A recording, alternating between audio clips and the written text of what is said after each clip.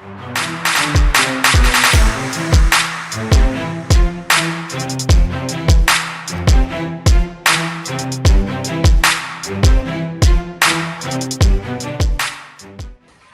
Assalamu alaikum and welcome to our YouTube channel.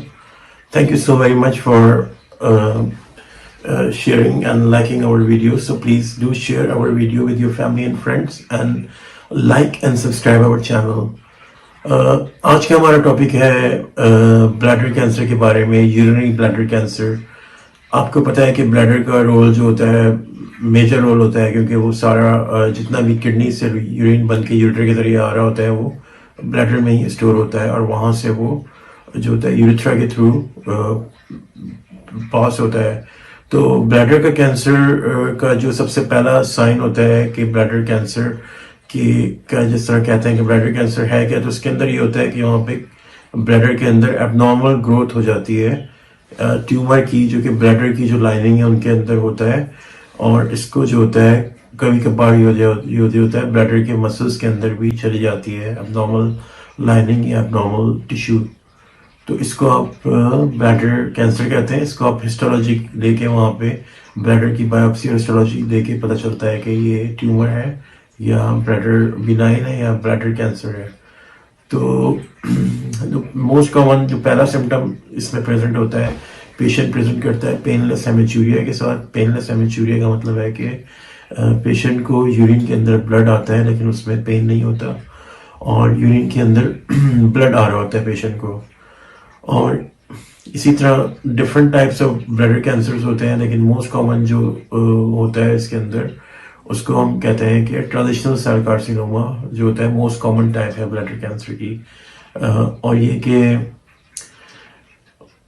Causes इसके अंदर एक तो सबसे मेजर कॉज जो होता है स्मोकिंग होता है। जो लोग स्मोकिंग करते रहे थ्रू आउट देयर लाइफ, और या जिन्होंने जिंदगी में मतलब पहले कभी की हो या फिर बाद में स्टार्ट की हो, तो उन लोगों को जो होता है ब्लैडर कैंसर के होने के चांसेस बढ़ जाते हैं। और इसके साथ साथ ऐसे लोग जो किसी फैक्ट्री में या टेक्सटाइल मिल में यूज होते हो, काम करते हो, जिनका ऑक्यूपेशन हो जहाँ पे डाई यूज होती है, फॉर एग्जांपल एलानिन डाई जहाँ पे यूज होती हो, और ऐसे लोग जो कि किसी मतलब ऐसी जगह पे काम करते हो जहाँ पे ये डाई की इंडस्ट्री हो या पेंट की इंडस्ट्री हो या फिर टेक्सटाइल की इंडस्ट्री हो, और ऐसी जगहों पे इन लोगों को जो होता है इंडस्ट्री में काम करने की वजह से वहाँ पर डिफरेंट केमिकल्स वगैरह यूज होते हैं, जो कि जिससे पेशेंट एक्सपोज हो जाता है, तो इन लोगों को ब्लैडर कैंसर होने के चांसेस बढ़ जाते हैं। और ये कि सिम्टम्स इसके यही है, basic symptom blood in urine, और इसके साथ कभी कभार पेन भी होता है, पैल्विक पेन हो रहा है, अर्जेंसी भी है और फ्रीक्वेंसी भी होती है यूरिन की, इसके साथ पेशेंट प्रेजेंट करता है। और ये कि इसमें ये होता है कि अगर एल्डरली मैन है जिसकी एज फॉर एग्जांपल 60-65 से ज़्यादा है, और अगर वो प्रेजेंट कंप्लेन हेमेचूरिया के साथ आ रहा है, तो मोस्ट कॉमन जो रीजन ध्यान में आता है वो हेमेचूरिया ही है। मतलब हेमेचूरिया के साथ आ रहा है तो मोस्ट कॉमन कैंसर कॉज जो होता है ब्लैडर कैंसर ही। इस तरह अगर कोई फीमेल है एल्डरली और ये कि वो ब्लीडिंग के साथ आ रही है, वजाइनल ब्लीडिंग के साथ, तो मोस्ट कॉमन कॉज जो होता है उसके अंदर एंडोमेट्रियल कैंसर होता है। तो इस बेस पे भी इसको डायग्नोस किया जाता है, और फिर उसके बाद वहाँ पे बायोप्सी लेके इन्वेस्टिगेशन करके कंफर्म किया जाता है, लेकिन इसका कोई और भी रीज़न हो सकते हैं। और जहाँ तक इसके डायग्नोस करने की बात है कि ब्लैडर कैंसर को कैसे डायग्नोस करते हैं, तो इसके अंदर इन्वेस्टिगेशन जो होता है, यूरिन के अंदर ब्लड आ रहा है तो यूरिन को आप इन्वेस्टिगेट करते हैं कि उसकी यूरिन साइटोलॉजी लेते हैं इनिशियली, और उससे पता चलता है कि ब्लड कितना आ रहा है और कौन कौन से सेल है वहाँ पे और इन्वॉल्व हो रहे हैं इसके अंदर। और इसके साथ साथ सिस्टोस्कोपिक एग्जामिनेशन करना पड़ता है, ब्लैडर की बायोप्सी लेके उसको देखना पड़ता है कि उसमें पता पड़ता है कि ब्लैडर की यूरिनरी ब्लैडर जो होता है उसकी बायोप्सी लेते हैं उस जगह की जहाँ पे जो होता है कोई कैंसर मिल रहा हो, और तो उसको लेके फिर आप हिस्टोलॉजी उसकी भेजते हैं, फिर हिस्टोलॉजी की रिपोर्ट देखते हैं। अगर उसके अंदर आता है कि वाकई ये ब्लैडर कैंसर है या कोई बिनाइन कंडीशन है या कोई और यहाँ पे कोई ऐसा ही लेजन है, कोई कैंसर नहीं है, तो उसके थ्रू कंफर्म होता है। तो तो मोस्ट कॉमन टेस्ट इसके अंदर जो गोल्ड स्टैंडर्ड होता है वो सिस्टोस्कोपी ही होती है। सिस्टोस्कोपी का मतलब ये होता है कि ब्लैडर का आप एग्जामिनेशन करते हैं और इसको जो होता है आप फिर बायोप्सी लेते हैं सिस्टोस्कोपी के साथ, उस जगह की बायोप्सी लेके फिर आप भेजते हैं और फिर कंफर्म होता है। इसके साथ साथ आप सीटी एमआरआई भी लेते हैं, उसके थ्रू पता चलता है कि कैंसर है और कहाँ कहाँ पे अगर वो है तो लोकली कोई स्प्रेड कर गया है वो किसी और ब्लड के अंदर या अदर साइट्स के ऑर्गन के ऊपर, तो उस पर इसकी स्टेजिंग की करके देखते हैं कि जो TNM स्टेजिंग होती है उससे थ्रू पता चलता है कि कार्सिनोमा इन सीटू है या वहीं पे लोकली है या कोई स्टेज 1 है या मसल्स के अंदर चला गया है, इसके थ्रू इसका पता चलता है। और इसके जो मेजर कहने के कॉजेस हम लोग डिस्कस कर चुके हैं और इसका डायग्नोसिस भी हमने बात की अभी, जैसे कि इसके अंदर यूरिन साइटोलॉजी और यूरिन मतलब के सिस्टर को एग्जामिनेशन ब्लैडर और बायोप्सी करके देखना पड़ता है इसके अंदर कि इसका क्या रीज़न है। और जहाँ तक इसके ट्रीटमेंट की बात है तो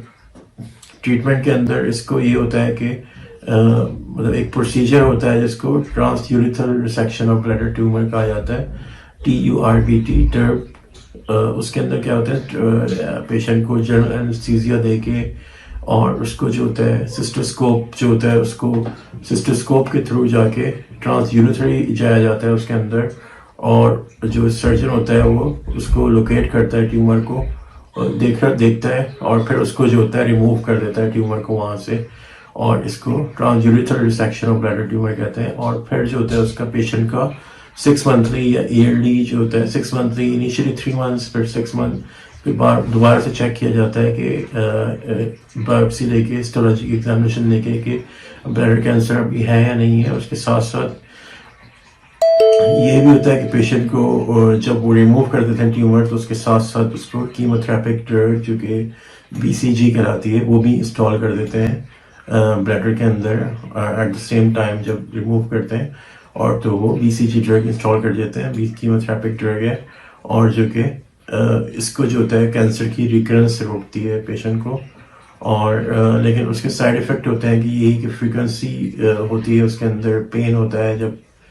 यूरिन पास करते हैं, और टाइटनेस और फ्लू लाइक सिम्टम और UTI भी मिल सकता है उसके साथ साथ। तो इसके साथ अगर ट्यूमर जो होता है ब्लैडर ट्यूमर फॉर एग्जांपल उसके मसल के अंदर इन्वेजिव इतना है कि मसल्स के अंदर चला गया ब्लैडर मसल्स के, तो फिर जो होता है उसके लिए आप फिर जो यूरोलॉजिस्ट होता है वो ऑन्कोलॉजिस्ट से कंसल्ट करके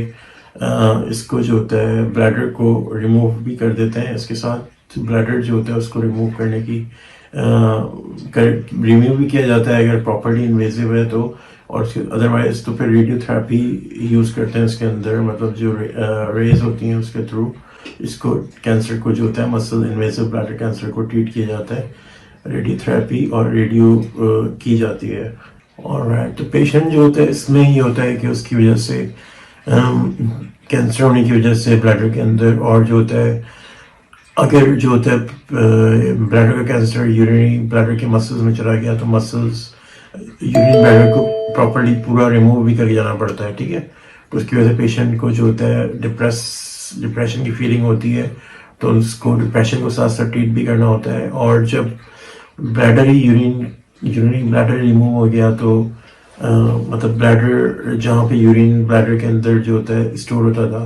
अब यूरिन ब्लैडर ही रिमूव कर दिया है तो उसके अंदर कैंसर की वजह से, तो उसके लिए एक यूरिनरी डाइवर्जन क्रिएट होनी होती है, क्रिएट करता है सर्जन, क्योंकि जो ट्यूब जो किडनी से यूरिन को लेके आ रही होती हैं, ureter, right ureter, left ureter, उनको जो होता है सर्जन क्या करते हैं कि वो एक स्टोमा बनाते हैं, स्टोमा फॉर्मेशन होती है, एक प्रोसीजर होता है जिसको यूरोस्टोमी कहते हैं, ठीक है। उसके अंदर क्या होता है कि स्मॉल बाउल जो होता है, स्मॉल इंटेस्टीन जो होती है उसको रिमूव करके क्या करते हैं कि जो भी